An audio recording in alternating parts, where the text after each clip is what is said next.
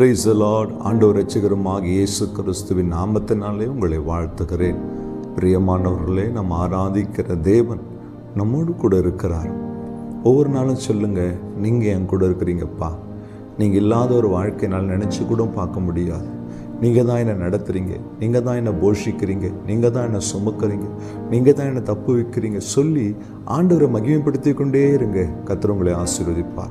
உங்கள் வாயிலிருந்து பிறக்கிற ஒவ்வொரு வார்த்தைகளும் பாசிட்டிவான வார்த்தையாய், தேவனை துதிக்கிற வார்த்தையாய், அற்புதங்களை பெற்றுக்கொள்கிற வார்த்தையாய் இருக்கணும்னு ஆவியானவர் விரும்புகிறார்.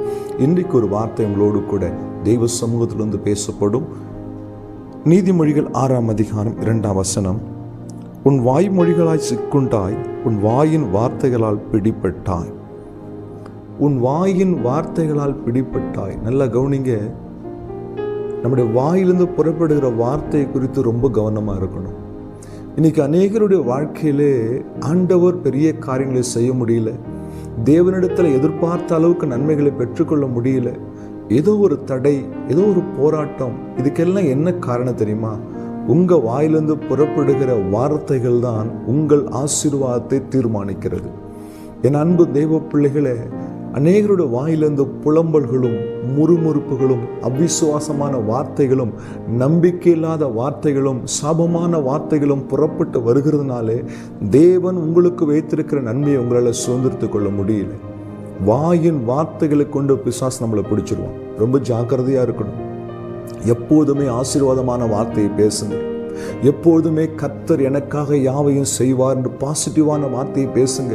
என்னை பலப்படுத்த கிறிஸ்துவினால எல்லாவற்றையும் செய்ய முடியும்னு தைரியமாய் சொல்லுங்க.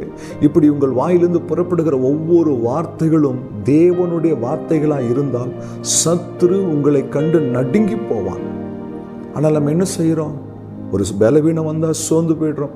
அவ்வளோதான், முடிஞ்சு போச்சு, இனி இருப்பேனா இருக்க மாட்டேனா தெரியல, இனி அவ்வளோதான், இதுக்கு மேலே எழும்ப முடியாது, எல்லாம் போயிடுச்சு, நஷ்டப்பட்டுட்டேன், இனி இந்த வேலையில் அவ்வளோதான். இப்படி எல்லா காரியத்தையும் நம் நெகட்டிவாக பேசி பேசி பழகினதுனால பாசிட்டிவான காரியங்கள் வாயில் வரல.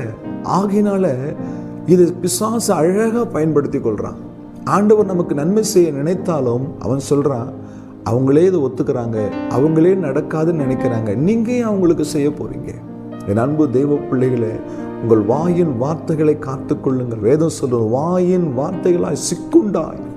அநேக நேரங்களில் நம்முடைய வார்த்தையே நமக்கு எதிராக நிற்கும். நம்முடைய வார்த்தையை நம் ஆசீர்வாதத்துக்கு தடையாய் நிற்கும்.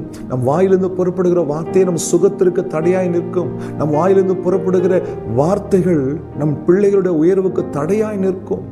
ஆம் தேவ பிள்ளைகளே, உங்கள் வாயின் வார்த்தைகளை காத்துக்கொள்ளுங்கள். ஒரு பலவீனமாக இருக்கிற ஒரு சகோதரிக்காய் ஜெபிக்கும்படியாக என்னை அழைத்திருந்தார்கள். நான் அவர்கள் வீட்டுக்கு சென்று அவர்களுக்காக ஜெபித்தேன். அவர்கள் ஜெபிக்கிற வரைக்கும் அமைதியாக இருந்தார்கள். ஜெபித்து முடித்து எல்லாம் முடிந்ததுக்கப்புறம் அவர்கள் சொன்னார்கள், நீங்கள் வந்த வேலையே செஞ்சிட்டீங்க பாஸ்டர், ஆனால் எனக்கு என்னமோ நம்பிக்கை இல்லை, இனி எவ்வளோ நாள் என் வாழ்க்கை தெரிலன்னு சொன்னாங்க.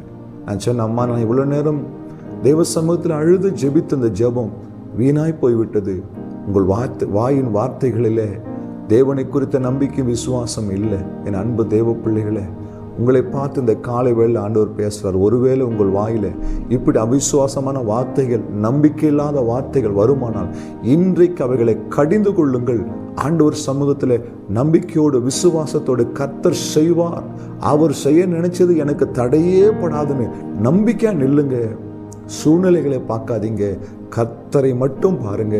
உங்களுக்குரிய நன்மைகள் உங்கள் வாயின் வார்த்தைகளால், நீங்கள் செய்கிற அறிக்கையினாலே உங்களை தேடி வரும். நம்ம ஜெபிக்கலாமா?